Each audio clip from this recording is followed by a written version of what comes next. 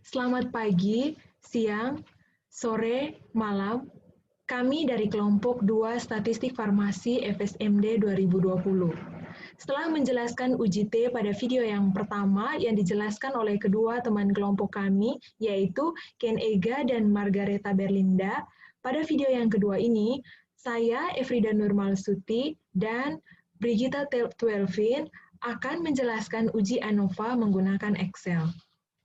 Pada uji ANOVA ini, kami menggunakan skripsi Fakultas Farmasi Universitas Sanata Dharma yang berjudul Optimasi Propilen Glikol dan Sorbitol pada Krim Antiinflamasi Ekstrak Etanol Kulit Buah Pisang Ambon atau Musa X Paradisiaceae L.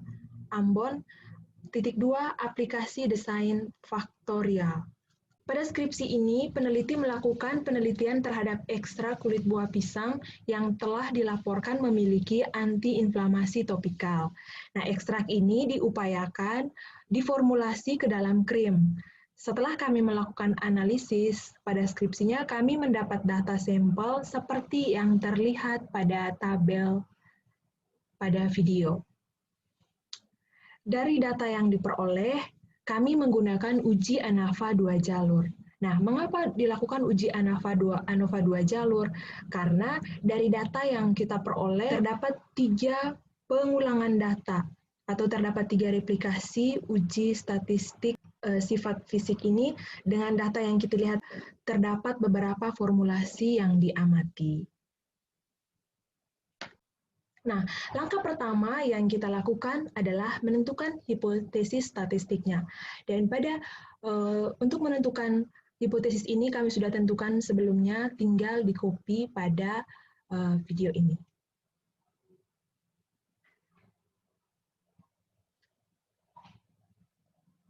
Nah, uji hipotesis ini berdasarkan 3 pertanyaan yang kami buat.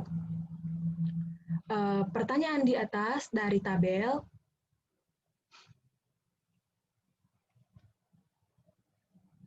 nah, kami memformulasikan pertanyaannya seperti yang terlihat pada video.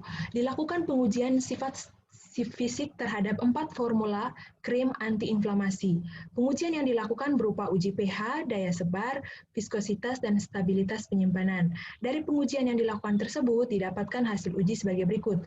Yang pertanyaan pertama tuh, apakah formula dari krim antiinflamasi ini mempengaruhi sediaan yang baik dari krim antiinflamasi?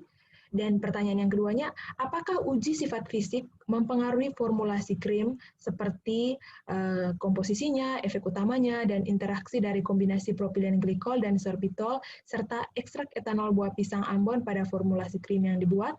Dan pertanyaan yang ketiga itu, apakah terdapat interaksi antara formula krim antiinflamasi dengan uji sifat fisik di formulasi krim antiinflamasi ini? Dan pada skripsi ini itu taraf kepercayaannya 95%, berarti alfanya 0,05.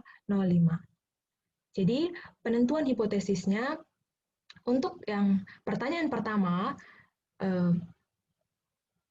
formulasi krim mempengaruhi sediaan yang baik pada krim inflamasi itu H0-nya sama dengan formulasi sediaan krim antiinflamasi tidak mempengaruhi sediaan yang baik pada krim antiinflamasi. Dan H1-nya, formulasi sediaan krim antiinflamasi mempengaruhi sediaan yang baik pada krim antiinflamasi. Dengan kriteria penolakan, H0 sama dengan H0 ditolak jika P-nya lebih kecil atau lebih kecil sama dengan alfa.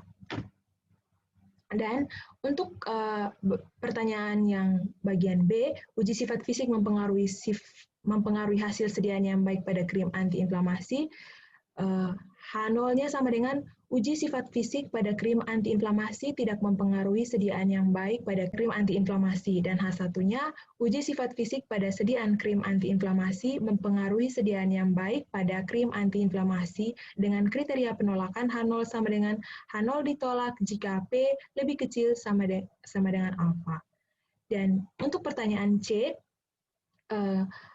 penentuan hipotesisnya itu H0 sama dengan Tidak terdapat interaksi antara formulasi dan uji sifat fisik dalam mempengaruhi sediaan krim antiinflamasi yang baik.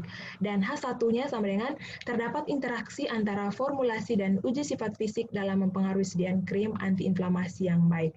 Dengan kriteria penolakan H0 sama dengan H0 ditolak jika P lebih kecil sama dengan alfa.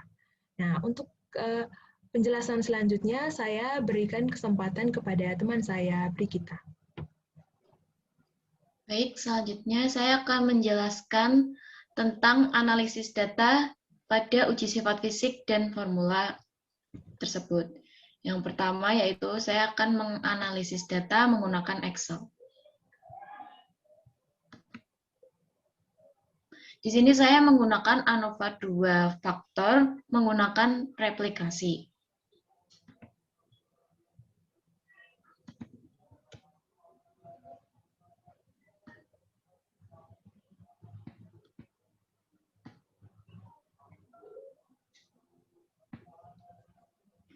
Lalu row per sampelnya di sini replikasinya itu diulang 3 kali. Maka saya menulis 3. Lalu alfanya 0,05.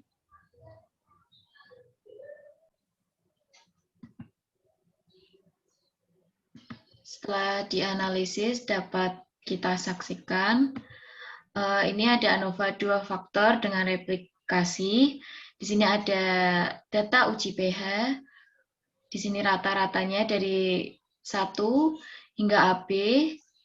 Di sini rata-ratanya 6,26667, lalu yang A 6,3, yang B 6,3, yang AB 6,5. Lalu pada uji daya sebar, rata-rata pada data 1 itu menunjukkan 6,11, lalu pada A 6,6767, lalu pada data yang B 5,41667, lalu pada AB 7,18. Lalu pada uji viskositas kami mendapatkan pada data 1 yaitu rata-ratanya 9,52667, lalu pada data A 8,09667, lalu pada data B 10,14, dan data AB 7,72. Lalu pada uji stabilitas penyimpanan didapatkan bahwa data 1 rata-ratanya 35,353, lalu data A 26,61, lalu data B 14,5133, dan data AB 9,64333. Dan di sini totalnya. Lalu pada data ANOVA kami mendapatkan yaitu pada sampel ini masuk pada pertanyaan yang kedua. Dan pada kolom ini masuk pada pertanyaan nomor 1.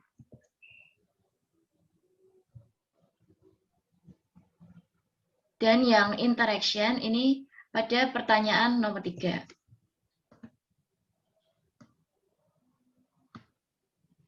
Lalu